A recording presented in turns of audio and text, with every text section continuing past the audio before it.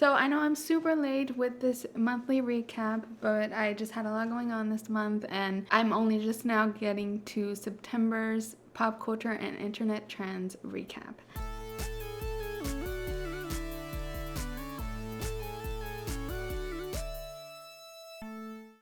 Hello and welcome back to the Miscellaneous channel where we do miscellaneous things. I'm Selene. I generally cover pop culture, internet trends, and other miscellaneous things on this channel, so subscribe if that's your vibe. This is a monthly series where I recap last month's trends and also complain about how much work they take to do. In September, I think maybe it was October, I passed 200 subscribers, which I'm super excited about. It's a great milestone for me and I'm excited. Hoping to get to 500 so I can get a community tab and be able to talk to you guys more. So subscribe if you want to help me get to 500. So let me just get right into September. It was overwhelming how much was happening. I think because September is like the kickoff to the fall season, there was just a lot going on. As I always say with these videos, this is kind of biased towards my algorithms and what social media platforms I'm on mostly. So I might not capture everything, but I try my best to capture like the most mainstream trends within pop culture, movies, music, and the internet. As always, I would love your collaboration. If you have ideas, make sure to comment them below. These videos are meant to be time capsules for the month. So let me get right into it with pop culture news. Early on in the month, Britney Spears got engaged to her boyfriend Sam Asgary. This sort of led to a little bit of a controversy because a lot of people were just worried about her getting a prenup. I think people are scared of her getting taken advantage of yet again. High-profile A-list Oscar-winning actress Octavia Spencer commented to get a prenup, and she had to later privately apologize to Britney. In more important Britney Spears news, she did have a very important court hearing at the end of the month where Jamie Spears was officially removed as conservator. Her dad was removed, and this was a huge step in the Free Britney movement. She's not free of her conservatorship, but she should have a hearing coming up in the fall that hopefully removes the conservatorship for good. There was this viral TikTok of this fitness dance guy that found out the news while doing a workout, and it's really funny and I think expressed how we were all feeling. Jamie's gone? Sorry. Jamie's gone? Kayla. They pulled out how? Of the conservatorship? Woo! Oh, this is a good day. Jump high, me, Jamie in the mix, yes! Elbow him! So like a million award show or red carpet moments happened in September, so I'll just go over them briefly. The VMAs happened where Doja Cat hosted and Lil Nas X performed and Olivia Rodrigo performed and she got some awards. They were kind of meh, whatever. I mean, nothing crazy happened at the VMAs this year. And then literally the day after we had the Met Gala red carpet, which was pushed to the fall due to COVID. I made a whole video, if you want to check it out, reacting to the Met Gala looks with my boyfriend Cameron, who is more pop culturally clueless. But my highlights for the Met Gala were sort of Keke Palmer hosting. Keke Palmer and Alana Glazer shared hosting duties, and Keke Palmer did amazing. Like, I'm truly am a stan now for Keke Palmer hosting literally anything. She could do it. Overall, the theme was kind of underwhelming. A lot of people were disappointed. It was supposed to be American themed and people just kind of did whatever. There were a couple viral moments that happened from the Met Gala. One was the Shawn Mendes behind the scenes video of him telling Camila Cabello that her look is giving Cher. It's giving Cher. It's giving Cher.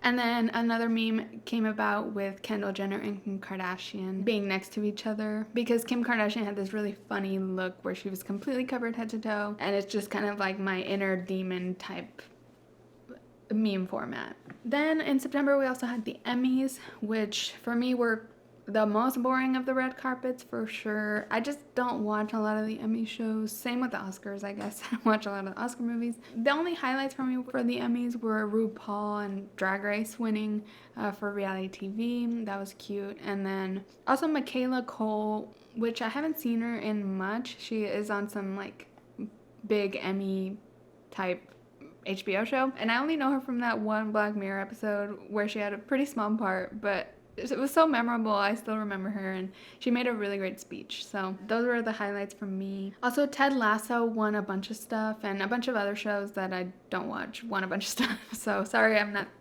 quite the Emmys expert you are looking for. In celebrity couple updates, Elon Musk and Grimes announced they were getting separated. It was kind of confusing because Grimes was like, we're still living together or something, but they're separated. So I don't get it. But they broke up essentially. And then finally, I think the biggest story of September, and it really dominated the news, was the Gabby Petito missing person and ultimately homicide case. This is one of those rare occurrences where a true crime case becomes viral. It happens every so often in pop culture. I think of like Casey Anthony, Amanda Knox, and O.J. Simpson. I think is one of the most famous because it was a celebrity. This Gabby Petito case really took the internet by storm, and it was an interesting case of social media also playing a part in a developing case, which still to this day in mid-October, it's still not fully resolved. So if you're not up to speed, Gabby Petito was this small blogger who was living a van life type lifestyle with her fiance, Brian Laundrie. They were off road tripping through the national parks, and then at some point in late August, I think, or early September, Brian Laundrie came back with the van to his parents' house in Florida without Gabby. He lawyered up, the family lawyered up, and refused to talk to police or Gabby's family, leading to a lot of speculation about Brian potentially having done some wrongdoing and acting very suspicious. Eventually, in the month, Gabby's body was found and identified and ruled a homicide, and Brian Laundrie went missing as well. So the police are still in October actively searching for Brian as a person of interest, and it was all just this very fascinating case. I mean, it did draw controversy for sort of spotlighting a pretty and sweet white girl when there's so many missing women in national parks or in the state that she was found. So, and it has brought some like spotlight to other missing people. It was just that perfect storm of a case where you have this mystery to be solved. You have a bunch of true crime fans on social media. You have documentation of the couple's relationship with vlogs and blogs. And it was just one of those stories that went super viral. And the uniqueness of it was that the role of social media became heightened when police were trying to find any kind of clues to find where Gabby's body might be. Some YouTubers found footage from their own vlog where they saw Gabby's van in passing and documented it, and that led to Gabby's body being found. So I think the role of everyone analyzing and the publicity it got did lead to her body being found, which leads to having grounds for possibly arresting Brian Laundrie or whatever. I think the argument for any controversy within it is more like social media should react like this more often to find missing people and missing women specifically. But if you want to learn more about the case, there's like a million deep dive videos about it and coverage, so I recommend you go check it out if you hadn't. So next, let me move on to TV and movie news, which was huge in September because the fall season began. Hulu had their most successful premiere of a show in September, and that's called Only Murders in the Building. It's kind of like a comedy murder mystery. It's a little bit of like true crime satire, kind of poking fun at true crime fans, which we were just talking about. And it stars Steve Martin, Martin Short, and Selena Gomez. I've actually been watching this show, and it's actually really good. I recommend it. It's really funny, and the mystery is really good. I keep thinking it's gonna end, and then more mystery comes. So it's doing a good job, and mysteries can be hard because sometimes they just leave too many questions unanswered and just don't follow through with answering everything. So, and if you're a fan of like true crime, it's kind of a funny take on those types of fans, putting them at the center of this fictional story. I recommend it, and Hulu had great success with this series. Another Hulu show that came out was 9 Perfect Strangers, which I was very interested in because the commercials seemed really good, and it ended up being not very good. I don't recommend that one. It did exactly what I just said about what Only Murders didn't do, and it just had too much mystery and suspense and not enough payoff. I watched quite a bit of episodes and I just felt like nothing was getting answered or developing. I just thought the trailers looked really cool and it got promoted a lot, so I was disappointed. And then the Drag Race All-Star 6 finale happened. It's the first season to air on Paramount Plus. It was really cool. I won't spoil who it was, but it was a historic win, which is exciting. Then we had a bunch of reality TV and fall season premieres on live television, which still exists, I guess. Dancing with the Stars premiered. I've been actually keeping up with it because I really want to see JoJo, who is making history on Dancing with the Stars by being the first same-sex couple to dance together, and she's done dances like a Dance to Rain on Me, so JoJo has my heart and I'm rooting for her on Dancing with the Stars. I also wanted to see Suni Lee, who is the Olympic gold medal gymnast. There's a few people on the cast I'm enjoying. Also, The Voice premiered with Ariana Grande, which is a big shake up to the judges panel. I think it's bringing about a younger audience, or attempting to at least. I watched a little bit of The Voice. I'm not a big fan of the show, so I haven't watched much of it, but Ariana I don't know if I love her as a judge. I think she's just too nice. Like, for me, Ariana's personality gets very like one note, because she's just like, oh, so good, oh, I love you. That's Ariana for me, and I'm just like, girl, mix it up a little bit. But maybe I'm just a hater. The final reality TV show I want to talk about was Survivor, which has begun its 41st season, and I am watching. I'm very excited that Survivor is back. This is like the longest break they've taken due to the pandemic. September also brought about a lot of announcements for movies coming up soon and not soon. First, let me talk about the Matrix movie. The Matrix Resurrections is the new reboot of the Matrix franchise, and it's coming out around Christmas of this year. People really lost their shit with the trailer that dropped, and they're very excited. Matrix fans are very excited. I'm excited too. I'm not that big a Matrix fan, but it really made waves and got people excited. And then we had a controversial movie announcement, and that was the Mario movie. So Nintendo in their Direct announced a Mario movie in the works, which isn't coming till like December 2022, so we don't have to worry about it for a long time. But the controversy came from casting Chris Pratt as Mario, which, like, what the fuck? This was a very confusing decision, and at first, because I wasn't watching the Direct, at first I thought this was live action, so I was like, they're really trying to make Mario buff and stuff, but it's a voice cast, so it's an animated movie. People are excited about the rest of the cast, just not Mario and Chris Pratt as Mario, because that's so random, and he's not Italian. So, but Anya Taylor-Joy is Peach, Seth Rogen is Donkey Kong, and Jack Black is Bowser, and I think people are most excited for Jack Black as Bowser. Netflix announced that Tiger King 2 is coming, and apparently Carol Baskin is really upset at Netflix and told the producers of Tiger King to lose her number because of how they portrayed her. Apparently in the first season, they didn't tell her they would be portraying her in such a negative light. She is out for season 2, and I don't think it needs a season 2. People kind of reacted that way towards it. People weren't welcoming of this announcement. Let me put it that way. And then in September, Netflix also had this big sort of, like, it was like a direct, which is common with in like the video game world, but Netflix had this big event where they were announcing all their upcoming projects, and I was honestly very excited for this, and then I watched it and I was not so excited because it was like 3 hours long. It was dragging on and on. I thought it'd be more, concise and to the point, but it was all over the place, and honestly, many people didn't talk about it online.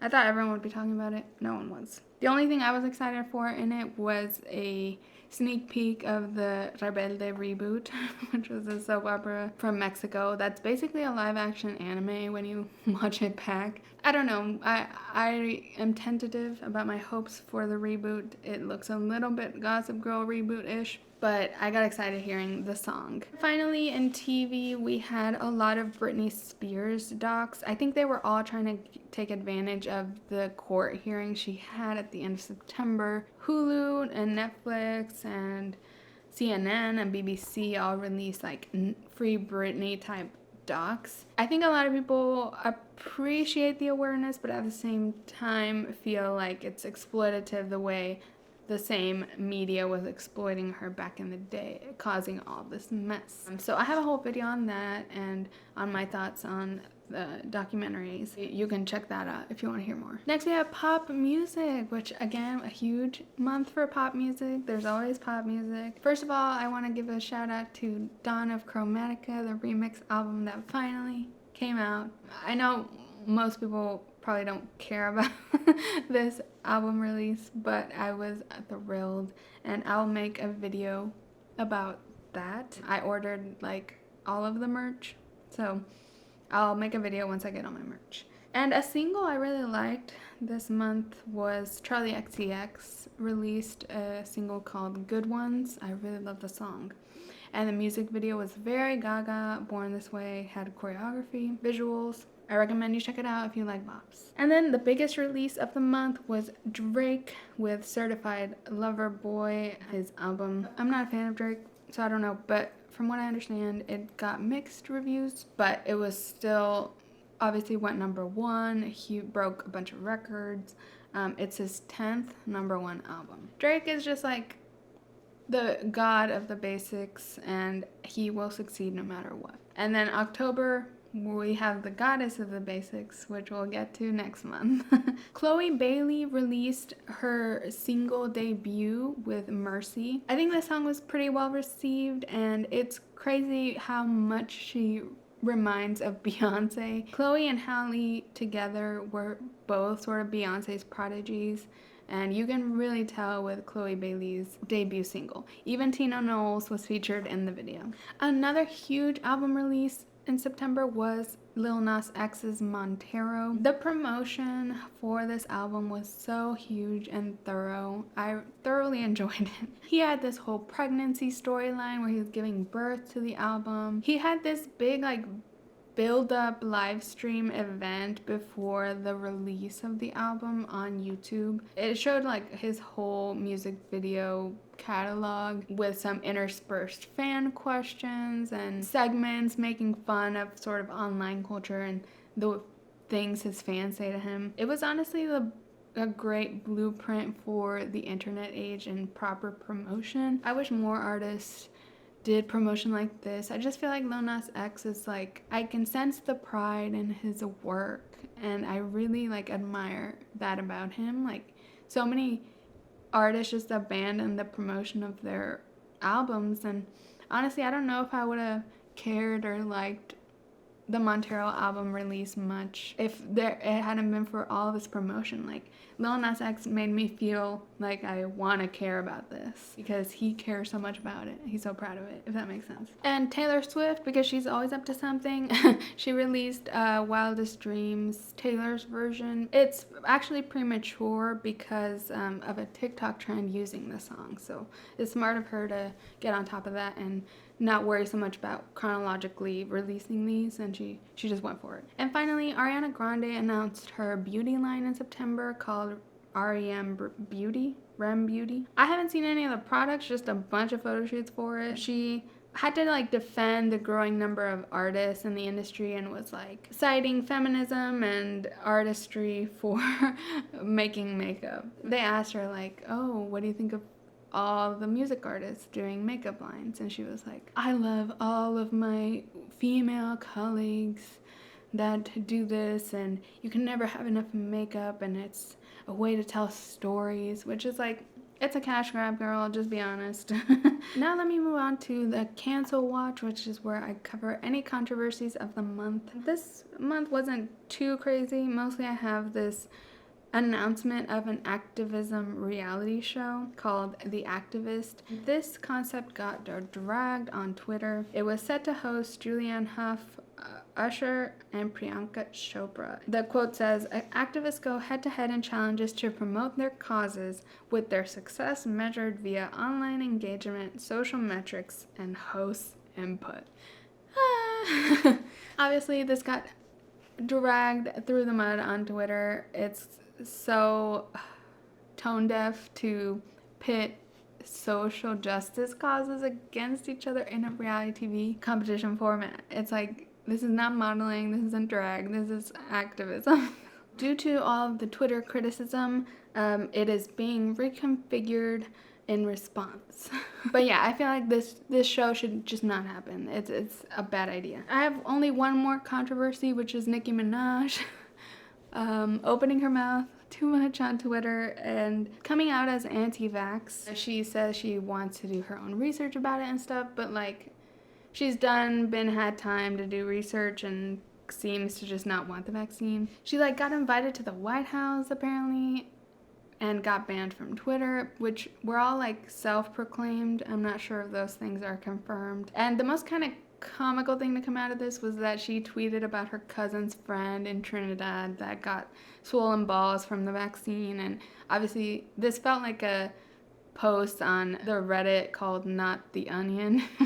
Also, people pointed out that it was like a symptom of gonorrhea or something. So let me move on to social media, and starting with Twitter. On Twitter, this meme format became super popular, and it's the Mary Jane defending Peter Parker in one of the Spider-Man movies, the Tobey Maguire ones. Apparently the original tweet that used this format said, "He said no pickles," and then there was another one that said, "He said he's not gay." A lot of the first iterations of this meme were like loosely LGBT focused, but it went pretty viral and had a ton of mashups replacing like Peter Parker with other memes or mashups of content kind of things. There's a lot of funny ones that came out of this trend. So next was like a Twitter format that didn't have an image to it, and it was just this like, did it hurt when blank happened. It's a spin on the original pickup line that's like, did it hurt when you fell from heaven? But it really subverted to like more literal and silly things. Things like this and this and this and this. Another kind of viral moment on Twitter was Steve from Blue's Clues, the original guy, coming back with a video that made a lot of 90s kids tear up a little bit because he was sort of checking in and apologizing for how quickly he left the Blue's Clues franchise, I guess. So that was really cute, and I think a lot of people were touched by it. So now let me move on to some TikTok trends, and there are a few. As far as sounds, I noticed the song Heat Waves become popular, which I really love that song.